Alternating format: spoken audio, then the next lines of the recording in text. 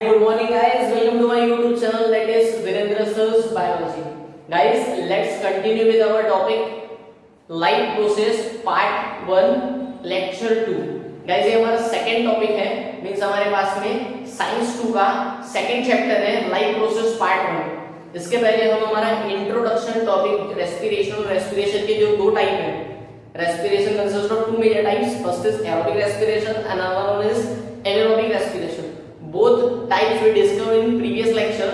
In this lecture we discuss about types of aerobic respiration and anaerobic respiration. We know that aerobic respiration defined and also anaerobic respiration is defined. तो guys हमारे पास में respiration की सबसे पहले हमने define discuss किया lecture में.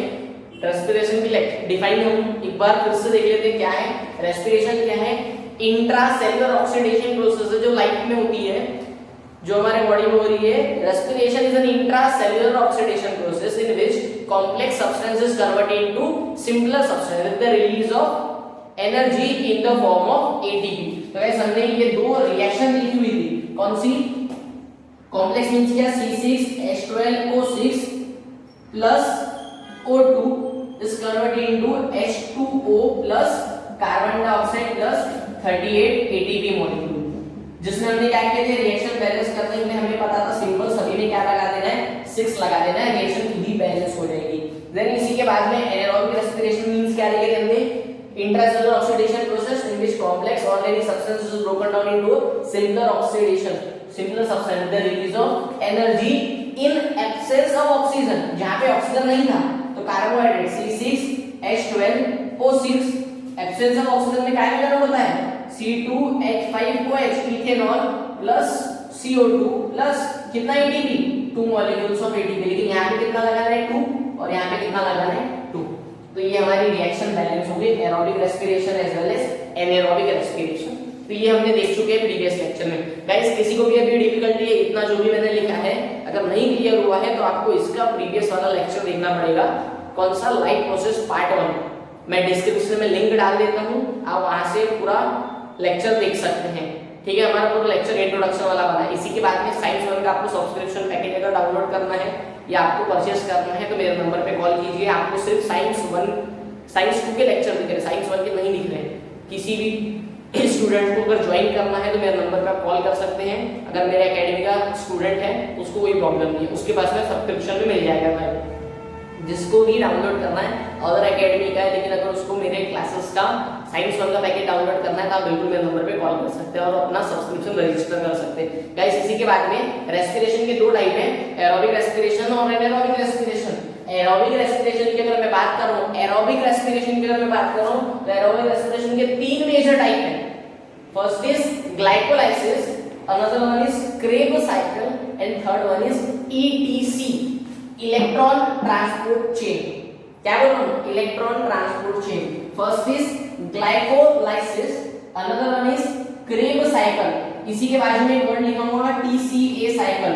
TCA cycle means क्या? Tricarboxylic acid pathway. Kreb cycle का दूसरा नाम TCA साइकिल है. अब क्यों ऐसा है? क्योंकि जो TCA साइकिल है वो किसने डिस्क्राइब किया है? क्रेब सर ने. मतलब साइंटिस्ट का नाम है सर हेंस क्रेब. क्या नाम है? Sir Hans Kreb. तो इन्होंने साइकिल बनाई है जिसके बाद में इनका नाम पड़ा था TCA cycle is known as Kreb cycle. और TCA साइकिल नाम देने का एक मेजर रूल है कि जो कार्बोक्सिलिक एसिड है ये पूरे साइकिल में उसके पास में हमेशा कितने कार्बन रहते हैं? 3 कार्बन रहते हैं. तो 3 कार्बन के कारण नाम पड़ा tricarboxylic acid pathway which is also known as Kreb cycle. और दो नाम है तो ये पूरा है हम कब डिस्क्राइब करेंगे जब हम एग्जैक्ट क्रेब साइकिल बनाएंगे. लास्ट है इलेक्ट्रॉन ट्रांसफर चेन और transport chain also known as ETC के बाद में ETS, electron transport system. System बोल रहा है, चेन बोलो चल जाएगा. तो ये 3 टाइप है हमारे एरोबिक रेस्पिरेशन. देन हम बात कर रहे हैं एनारोबिक रेस्पिरेशन के. इसके 2 टाइप है. फर्स्ट इज ग्लाइकोलाइसिस मींस ये वाला ग्लाइकोलाइसिस और ये ग्लाइकोलाइसिस दोनों सेम है. डिफरेंस सिर्फ एक ही चीज का है, यहाँ पे ऑक्सीजन प्रेजेंट रहता है, यहाँ पे ऑक्सीजन एब्सेंट रहता है, बस बाकी सब सेम है. देन इसी के बाद में फर्मेंटेशन. फर्मेंटेशन अल्कोहल बनाना. फर्मेंटेशन मींस अल्कोहल बनाना. तो हम पूरे 5 टाइप अच्छे से देखने वाले हैं 2 लेक्चर में हमारा कंप्लीट हो जाएगा। ये लेक्चर में हम क्या पढ़ने वाले हैं, एरोबिक रेस्पिरेशन और उसके टाइप। नेक्स्ट लेक्चर में हम पढ़ेंगे एनारोबिक रेस्पिरेशन एंड इसके टाइप। फर्स्ट हम स्टार्ट कर रहे हैं हमारा एरोबिक रेस्पिरेशन का first type, that is glycolysis. हाँ गाइस, तो नेक्स्ट हमारे पास में प्रोसेस है ग्लाइकोलाइसिस। बहुत इजी है और बहुत इंपॉर्टेंट है पेपर पॉइंट ऑफ व्यू से गाइस, बहुत इंपॉर्टेंट है पेपर पॉइंट ऑफ व्यू। मैं ऐसा क्यों बोल रहा हूँ कि पेपर में आता ही है ये ग्लाइकोलाइसिस का डिफाइन और उसकी रिएक्शन। तो सबसे पहले ग्लाइकोलाइसिस का मीनिंग निकालो अच्छे से। Glyco means glucose, lysis means break down. Glycolysis मतलब ये हमें तो नाम से पता पड़ रहा है, ये जो प्रोसेस है इसमें ग्लूकोज का ब्रेक डाउन होता है। ग्लूकोज एक कॉम्प्लेक्स सब्सटेंस है तो उसका कन्वर्जन किसमें होगा, सिंपलर में। मतलब 6 कार्बन से कुछ ना कुछ कम होगा, या तो 5 कार्बन का बनेगा, या तो 3 का, या तो 1 का। ठीक है, वो तो हमको समझ रहा है। लेकिन ये होता कहाँ पे एग्जैक्टली होता है, साइटोप्लाज्म में। ये सिर्फ कहाँ होता है, साइटोप्लाज्म में। ग्लाइकोलाइसिस साइटोप्लाज्म में होता है, क्योंकि हमें पता है ग्लाइकोलाइसिस एरोबिक में भी होता है, एनारोबिक में भी होता है, और एनारोबिक सिर्फ कहाँ होता है, साइटोप्लाज्म में। तो ग्लाइकोलाइसिस जो प्रोसेस है ये साइटोप्लाज्म में ही होती है। देन इसी के बाद में ग्लाइकोलाइसिस का जो दूसरा नाम है उसको बताते हैं ईएमपी पाथवे। आप बोलेंगे सर ये तो हमारे बुक में नहीं दिख रहा है। एक पेज टर्न करो, टॉप पे आपको येलो कलर का बॉक्स दिख रहा है, वहां पे साइंटिस्ट की फोटो दिख रही है, उसके बाजू में देखो लिखा हुआ है EMP pathway. Glycolysis is also known as EMP pathway. आपका चैप्टर नंबर 2 का पेज नंबर 4, सेकंड चैप्टर का पेज नंबर 4 पे टॉप पे देखो येलो बॉक्स, वहां पे लिखा है एम्बेडेन का। तो E means Embden, M means Meyerhof, Embden Meyerhof, and Parnas pathway. तो इन तीनों ने मिलकर पाथवे को डिस्क्राइब किया है ह्यूमन बॉडी के मसल सेल्स के ऊपर में, इसलिए इसका नाम पड़ा एम्बेडेन मेयर ऑफ पारनास पाथवे। तो क्वेश्चन कुछ भी पूछ सकता है, डिफाइन ईएमपी पाथवे या तो डिफाइन ग्लाइकोलाइसिस, आपको वर्ड वो याद रखना है। देन इसी के बाद में आपको याद रखना है एग्जैक्टली डिफाइन क्या लिखेंगे हम। ऐसा तो नहीं लिखेंगे ग्लूकोज का ब्रेकडाउन हो रहा सिंपल से कॉम्प्लेक्स नहीं। The process in which glucose is oxidised, oxidised means क्या, ऑक्सीजन के प्रेजेंस में। The process in which glucose is oxidised into 2 molecules of each. 2 molecules of each means क्या, ग्लूकोज का ऑक्सीडाइजेशन मींस ब्रेकडाउन जब हो रहा है ऑक्सीजन के प्रेजेंस में, तो 2 मॉलिक्यूल बन रहे हैं सबके, किस के, पहला तो पायरुविक एसिड के 2 molecule. Sir pyruvic acid means क्या, बॉडी के अंदर में एक एसिड है जो सिंपल है, ग्लूकोज कॉम्प्लेक्स, कॉम्प्लेक्स से सिंपल, ग्लूकोज कॉम्प्लेक्स इससे सिंपल, तो सिंपल कंपाउंड होता है। ये 6 कार्बन का है, ग्लूकोज 6 कार्बन का है, आपको पता है C6H12O6। पायरुविक एसिड 3 कार्बन का है, तो रिएक्शन बैलेंस करना है ना, तो इसके लिए हमें बताते हैं कितने मॉलिक्यूल बनते हैं, 2 molecules of each. Pyruvic acid के 2 मॉलिक्यूल, एटीपी के 2 मॉलिक्यूल, NaDH2 के 2 मॉलिक्यूल और वाटर के 2 मॉलिक्यूल। फिर बोलेंगे सर ये NaDH2 मतलब क्या है, फिर से आपका क्वेश्चन, गुड क्वेश्चन। तो 2 मॉलिक्यूल रहते हैं बॉडी में रिएक्शंस के लिए, एक रहता है NaDH2। सर हम कभी भी कुछ एक चीज पूछते हैं आप 2 कहां से ला लेते हैं, अरे 2 चीजें रहती है भाई, मैं कुछ नहीं कर सकता हूं। एक रहता है NaDH2, एक रहता है FADH2। सर दोनों तो सेम दिख रहे हैं, ऐसा है क्या, नहीं, फुल नहीं, ऐसा कुछ नहीं है। ठीक है, NaDH2 FADH2। NaDH2 का फुल फॉर्म आपके बुक में ही लिखा है निकोटिनामाइड,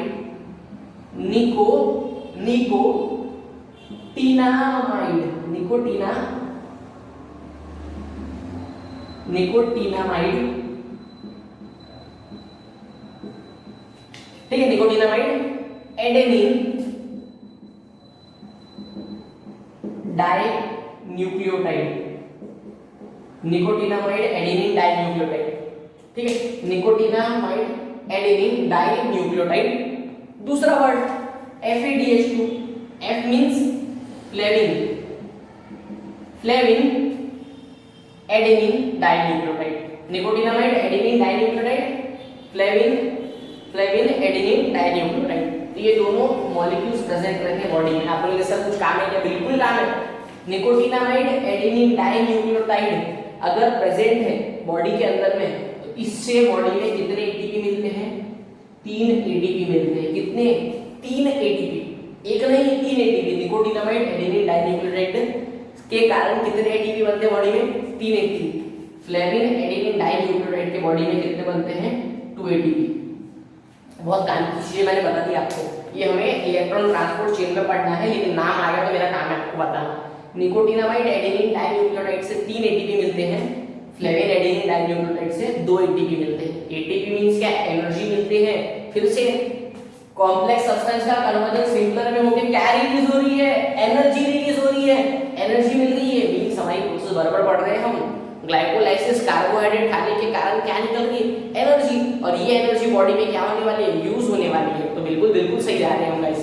हाँ, इसी के बाद में हमारे पास में रिएक्शन तो होगी, glucose is oxidised into 2 molecule of pyruvate acid ATP NADH2 and water molecule. ये हो गया हमारा ग्लाइकोलाइसिस, इतना ही लिखा है बुक के हिसाब से। इसके बाद में क्या, अभी इसके बाद में सेकंड प्रोसेस चलूंगी, कौन सी, क्रेब्स साइकिल, तो वो भी देखना पड़ेगा। देन क्या होता है गाइस, छोटा सा एक पॉइंट नोट करिए आप, पायरुविक एसिड जो बना ना यहाँ पे ग्लाइकोलाइसिस में, ये पायरुविक एसिड का कन्वर्जन होता है एसिटिल कोएंजाइम ए में। क्या बोल रहा हूं मैं, पायरुविक एसिड का कन्वर्जन जिसमें होता है एसिटिल कोएंजाइम ए में। फिर आप बोलोगे सर अभी क्या हुआ, समझा नहीं, तो बिल्कुल नहीं समझे, आपको बता रहा हूं, अभी समझेगा, अभी समझेगा। पायरुविक एसिड कितने मॉलिक्यूल, कितने कार्बन का, 3 कार्बन का। एसिटिल कोएंजाइम ए में कितने कार्बन रहते हैं, 2 कार्बन। आपको ये पता है कि सब याद रखना पड़ेगा, आपको मैं प्रूफ नहीं दे सकता। हमारे उसमें इतना डिटेल में नहीं है कि सर ये 3 कार्बन का ही क्यों है, ये 2 कार्बन का ही क्यों है, ये आपको कैसे पता है। तो गाइस अभी नहीं पढ़ना है आपको पढ़ना कब है, 11 12 में। आपको बार बार क्वेश्चन में आ रहा हूँ सर, आप खुद ही बोलते 6 कार्बन, देन ये 3 कार्बन, तो हमें कैसा पता पड़ेगा, आपको पता पड़ेगा, लेकिन 11 12 में अभी नहीं बता सकते। अगर मैं अभी वो पढ़ाने बैठा तो आपका सिलेबस ही कंप्लीट नहीं हुआ। आपको क्या फोकस करना है, अभी सिर्फ नोट डाउन करना है, देन हम इसको पढ़ेंगे आगे। इसलिए तो दिया ना पार्ट, हम स्टार्टिंग 1 2 3 4 ऐसे पढ़ रहे हैं ना, एकदम से कोई लड़का है बोला मैं 11th क्लास में पढ़ूंगा, ऐसा तो होगा नहीं ना, तो धीरे धीरे पढ़ेंगे। अभी आप नाम पढ़ रहे हैं, नाम के बाद में आप स्ट्रक्चर पढ़ेंगे कि 3 कार्बन का ही क्यों है, वो 2 कार्बन का ही क्यों है, वो आपको बाद में आंसर मिलेंगे। अभी फोकस करो यहाँ पे, जितना बुक में लिखा है वो सब कवर करेंगे हम। हाँ, ये भी नहीं लिखा है बुक में कि 3 कार्बन का 2 कार्बन का, लेकिन मैं आपको समझाने के लिए कि कॉम्प्लेक्स से सिंपलर होता है, सिंपलर से कॉम्प्लेक्स हुआ तो कैसा। हाँ गाइस, पायरुविक एसिड 3 कार्बन का, तो जिसके कारण हमारे पास में मॉलिक्यूल कितने थे, 2 मॉलिक्यूल्स। अब ये जो 2 मॉलिक्यूल्स है, मतलब 3 2 6, कार्बन 6 ही है, लेकिन 2 मॉलिक्यूल है, 2 मॉलिक्यूल है पायरुविक एसिड के। तो एक जो हमारे पास में, चलो 2 बोल रहे हैं ना, तो चलो ऐसा मत लिखो, ऐसा लिखो, पायरुविक एसिड का फिर से 1 + 1 तो 2 मॉलिक्यूल्स हैं, तो 3 3 कार्बन 6 कार्बन, तो इसको ऐसा लिख सकता हूँ 2 molecules of carbon pyruvic acid, तो मतलब कार्बन कितने हो गए 6। तो जो पायरुविक एसिड है इसका कन्वर्जन किसमें होता है, एसिटिल कोएंजाइम ए, जो कितने कार्बन का है, 2 कार्बन का है। तो कितने मॉलिक्यूल बनते हैं इसके भी, 2 ही मॉलिक्यूल बनते हैं। तो इसके जो 2 मॉलिक्यूल बने, आप बोलोगे सर यहाँ पे कितने कार्बन है, 6, और यहाँ पे कितने कार्बन है, 2 2 4, 2 3 6, यहाँ पे 6 कार्बन है और यहाँ पे 4 कार्बन है, तो 2 कार्बन कहाँ गए, तो जो 2 कार्बन है वो रिलीज हो गए, CO2, 2 कार्बन कहाँ रिलीज हो गए, कार्बन डाइऑक्साइड के थ्रू, बॉडी के थ्रू रिलीज हो गए, तो 2 कार्बन यहाँ से रिलीज हो गए।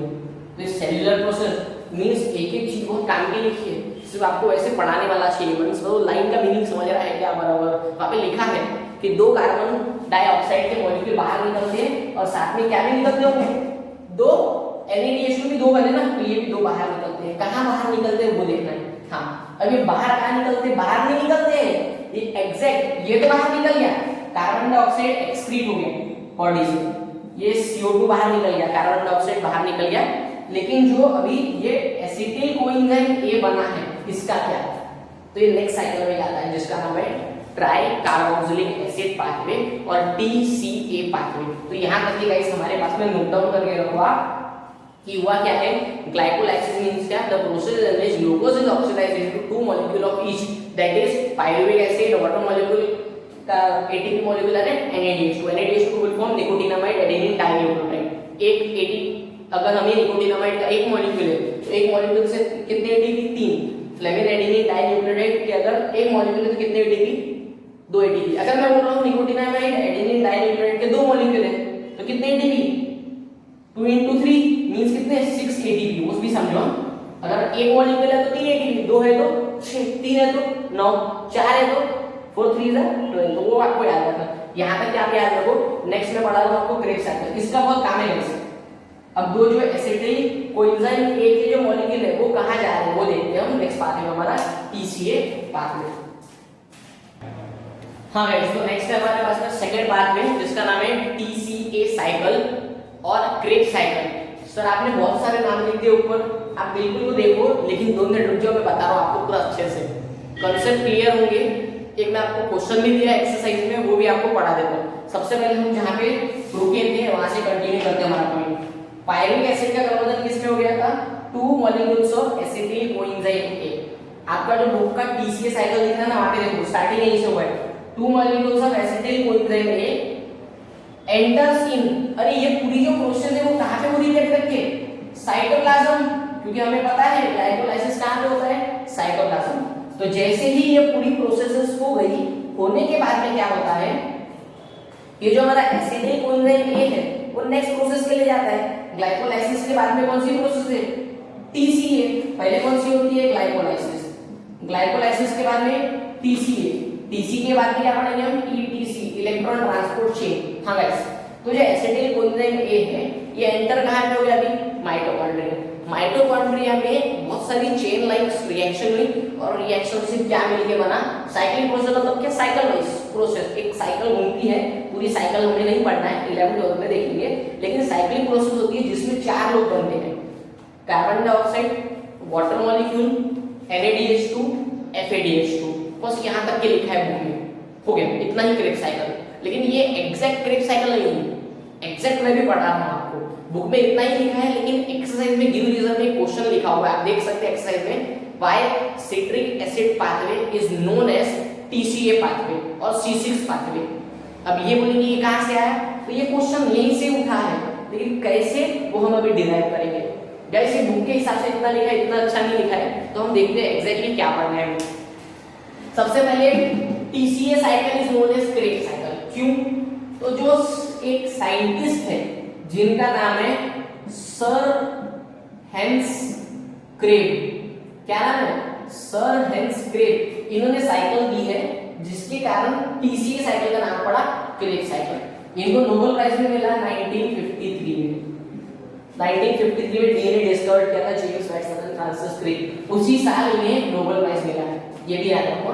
इसी के बाद में अरे क्रेब साइकिल को C6 पाथवे और सिट्रिक एसिड पाथवे क्यों बोला गया है, ये हमारा क्वेश्चन है। तो गाइस क्या होता है, जब ये 2 molecules of acetyl coenzyme A mitochondria में आ जाते हैं, तो माइटोकॉन्ड्रिया में एक सब्सटेंस रहता है जिसका नाम है ओआ। सर ओआ खाने का ओआ नहीं, ये कुछ और है, ये एक एसिड है। हाँ सुनो, फुल फॉर्म सुनो, नहीं तो बस अभी बोलेंगे सर भूख लगी खाना है, नहीं, इसका फुल फॉर्म है ऑक्सैलो, ए मींस एसिटिक, ओ ऑक्सैलो ए एसिटिक और ए से फिर से एसिड, ऑक्सैलो एसिटिक एसिड, ठीक है। एसिटिल कोएंजाइम ए जो माइटोकॉन्ड्रिया में एंटर हुआ, वहां पे पहले से ही एक कंपाउंड प्रेजेंट था जिसका नाम है ऑक्सैलो एसिटिक एसिड। ये कितने कार्बन का रहता है? 4 कार्बन का। कितने कार्बन का? 4 कार्बन का कंपाउंड रहता है। कितने कार्बन का? 4 कार्बन का कंपाउंड रहता है। ये कितने कार्बन का है? 2 कार्बन। एसिटिल कोएंजाइम के पास में 2 ही कार्बन है ना, आप लोगों के पास 4 है। अरे 2 मॉलिक्यूल है, लेकिन कितने कार्बन है? एक के पास 2 कार्बन है, ये 4 कार्बन का और ये 2 कार्बन का। दोनों क्या हो रहे हैं? माइटोकॉन्ड्रिया में आ रहे हैं। अब दोनों माइटोकॉन्ड्रिया में आ रहे हैं तो 2 + 4 हो रहा है। 2 + 4 मींस कितना? 6। अब ये 2 क्या है? Acetyl coenzyme A combines with oxalo acetic acid. अरे जब 2 कार्बन और 4 कार्बन मिक्स होंगे तो हमें ये तो पता है 6 कार्बन बनेंगे, लेकिन 6 कार्बन वाला जो कंपाउंड बनता है उसका नाम है साइट्रिक एसिड और सिट्रिक एसिड। क्या बोला था? सिट्रिक एसिड बोला तो साइट्रिक एसिड बोला, चल जाएगा, ठीक है। कितना? 6 कार्बन कंपाउंड बनता है सिट्रिक एसिड। ये फर्स्ट स्टेबल कंपाउंड है, पहला स्टेबल कंपाउंड है कौन से पाथवे का? क्रेब साइकिल का। तो हमारे पास में क्रेब साइकिल का जो फर्स्ट स्टेबल कंपाउंड है जिसका नाम क्या है? साइट्रिक एसिड, जिसके कारण क्रेब्स साइकिल को ही क्या बोला जाता है, साइट्रिक एसिड पाथवे और सिट्रिक एसिड पाथवे। देन कितने कार्बन का है, 6 कार्बन का, तो 6 कार्बन का होने के कारण इसी को बोला जाता है C6 पाथवे। समझ रहे हैं? अभी समझाऊंगा एग्जैक्ट क्या है। फर्स्ट हमने क्या देखे, टीसी साइकिल के लिए 4 लाइन लिखी है। अरे 4 लाइन तुमने लिख दी है चल रहा, लेकिन एग्जैक्ट होता क्या है वो तो बताना चाहिए ना। तो बुक में वो लिखा नहीं है, लेकिन क्वेश्चन पूछा है उन्होंने एक्सरसाइज में, इसलिए हमें सॉल्व करना बहुत जरूरी है। गाइस फिर से अच्छे से सुनो। सबसे पहले ग्लाइकोलाइसिस हुआ, ठीक है, मैं यहीं पे ज्वाइन करता हूं फटाफट क्वेश्चन को। यहां पे हुआ ग्लाइकोलाइसिस, ग्लूकोज का कन्वर्जन किसमें हुआ, 2 molecules of pyruvic acid, water molecule NaDH2, ये सब छोड़ो, अभी इतना बना। कितने कार्बन, ये 6 कार्बन से 3 कार्बन। हाँ गाइस तो यहाँ पे देखो, भी अच्छे से देखो, बहुत कैसे जंबल हो गया था, अच्छे देखो क्या बता रहे हैं हमारे पास में। सबसे पहले जो हमारा ग्लूकोज था, अच्छे देखते सुनो, ग्लूकोज था उसका कन्वर्जन किसमें हो गया, पायरुविक एसिड। ग्लूकोज का पायरुविक एसिड में कन्वर्जन होना तो process is known as glycolysis. The process in which glucose is oxidised into 2 molecules of pyruvic acid, NaDH2, ATP, CO2 is known as glycolysis. Then pyruvic acid ये कहाँ पे convert हो रहा है, acetyl coenzyme A में। ये कितने carbon का है, 3 कार्बन, और ये कितने कार्बन का है, 2 कार्बन, तो जिसके कारण CO2 बाहर निकला है, ठीक है। अब कितने मॉलिक्यूल है, अगर 2 मॉलिक्यूल है तो कितने मॉलिक्यूल बनेंगे, 2, तो कितने CO2 बाहर निकलेंगे, 2 मॉलिक्यूल्स। अब ये जो 2 molecules of acetyl coenzyme A है, ये कहाँ पे एंटर हो रहा है, माइटोकॉन्ड्रिया, और माइटोकॉन्ड्रिया में आने के बाद में ये किसके साथ में कंबाइन होता है, माइटोकॉन्ड्रिया में कौन रहता है, OA, ऑक्सैलोएसिटिक एसिड, कितने कार्बन का, 4 कार्बन। अब ये दोनों कंबाइन होकर क्या बनाते हैं, वो बनाते हैं सिट्रिक एसिड, जो कितने कार्बन का है, 6 कार्बन का। तो देखो आप टीसीए साइकिल में क्या बना, सिट्रिक एसिड, जो फर्स्ट स्टेबल कंपाउंड है, दोनों को मिलके बना हुआ बना सिट्रिक एसिड। इसलिए क्वेश्चन आता है आपका गिव रीजन, देखो क्वेश्चन नंबर 4 दिया, गिव रीजन का ई वाला Krebs cycle is known as citric acid cycle. तो क्यों बोला गया, क्योंकि क्या होता है, the first stable compound of Krebs cycle is known as citric acid, और इसी के बाद में इसको C6 साथ पाते की क्वेश्चन ऐसा ही पूछ सकता है, Krebs cycle is known as C6 cycle. तो क्यों, the first stable compound of Krebs cycle is known as citric acid, which is 6 carbon compound. तो आपको स्टार्ट कहां से पढ़ना पड़ेगा, ये आंसर सबसे पहले क्रेब्स साइकिल मतलब क्या, the process in which acetyl coenzyme enters in mitochondria and combine with, किसके अंदर कंबाइन हुआ, oxaloacetic acid, it form citric acid. दूसरा point, citric acid is the first stable compound of C6 pathway और Krebs cycle, hence it is known as, hence Krebs cycle is known as citric acid pathway। बस खत्म, ये आपका answer हो गया। Then ये citric acid क्या होता है, ये एक साइक्लिक प्रोसेस है। साइक्लिक मींस क्या, साइकिल समान घूमते रहती है, ये बार-बार घूमते रहती है कंटीन्यूअसली, और इससे क्या मिलके बनता है, CO2, वाटर मॉलिक्यूल, FADH2 और NaDH2, ये मिलके बनते हैं, ये सभी कंपोनेंट मिलते हैं। अब इसी के बाद में हमारा थर्ड टॉपिक, अब ये घूम मिल रहे हैं, क्रेब्स साइकिल घूमने के कारण ये मिलते हैं, ये कहां जाते हैं, कहां जाएंगे, थर्ड पाथवे, कहां पे, इलेक्ट्रॉन ट्रांसपोर्ट चेन। तो ये जाते हैं थर्ड पाथवे में, तो जिसका नाम है इलेक्ट्रॉन ट्रांसपोर्ट चेन। अब ये इलेक्ट्रॉन ट्रांसपोर्ट चेन में होता क्या है, तो इलेक्ट्रॉन ट्रांसपोर्ट चेन में सिर्फ आपको ये याद रखना है कि जो ये 4 कंपोनेंट बने, इसमें से CO2 और वाटर मॉलिक्यूल ये क्या हो जाते हैं, ये बाहर रिलीज हो गए, CO2 और वाटर मॉलिक्यूल रिलीज हो गए, क्योंकि हमें पता है ना कॉम्प्लेक्स ऑर्गेनिक सब्सटेंस तो सिंगुलर में कंपोनेंट में कन्वर्ट हो गया। देन ये जो FADH2 है, FADH2 का फुल फॉर्म दिखा रहा हूं आपको, बॉक्स में लिखा है, ब्लू बॉक्स में, फ्लेविन एडेनिन डाइन्यूक्लियोटाइड। तो ये कितने ATP मिलके बना के देता है, 2 ATP। तो 2 ATP मिलते हैं। अगर FADH2 का एक मॉलिक्यूल है तो उससे कितने ATP, 2 ATP। NaDH2 का अगर मॉलिक्यूल है तो कितने ATP, 3 ATP। तो इलेक्ट्रॉन ट्रांसपोर्ट चेन में ये लिखा है कि NaDH2 और FADH2 है, ये क्या में कन्वर्ट हो जाते हैं, ATP में, CO2 और वाटर बॉडी से रिलीज हो जाता है, और ये प्रोसेस होगी हमारी इलेक्ट्रॉन ट्रांसपोर्ट चेन। तो यहाँ तक ही हमें पढ़ना है इलेक्ट्रॉन ट्रांसपोर्ट चेन के बारे में। तो गाइस यहाँ तक हमारा लेक्चर है, जिसमें हमने देखे एरोबिक रेस्पिरेशन और इसके 3 टाइप। मेरे को प्रॉपर वे से पता है, आपको कॉन्सेप्ट क्लियर हुआ होगा। गाइस बुक में प्रॉपर वे से नहीं लिखा है, इसलिए मैंने आपको ये अलग से स्पेशल लेक्चर बनाया। टॉपिक इजी था लेकिन एग्जैक्ट बुक में नहीं लिखा था। तो गाइस हम मिलेंगे नेक्स्ट लेक्चर में जिसमें हम कंटिन्यू करेंगे माइटोकॉन्ड्रिया, एटीपी और एनारोबिक रेस्पिरेशन। तो गाइस हम मिलेंगे पार्ट 3 में, लेक्चर नंबर 3 रहेगा, ये हमारा लेक्चर नंबर 2 है, आपको दिख रहा है लेक्चर नंबर 2। तो गाइस लाइक करिए, सब्सक्राइब करिए और साथ में आपके फ्रेंड्स को शेयर करिए। और उसी के बाद में अगर साइंस 1 का सब्सक्रिप्शन आपको आपके पास में परचेस करना है तो बिल्कुल मेरे ऑफिस के नंबर में या तो प्रॉपर वे से कॉल करके आप अपना रजिस्ट्रेशन करा सकते हैं गाइस। तो नेक्स्ट लेक्चर मिलेंगे। Thank you so much guys, तब तक के सब्सक्राइब करते रहिए, फॉलो करते रहिए वीरेंद्र सर्स बायोलॉजी।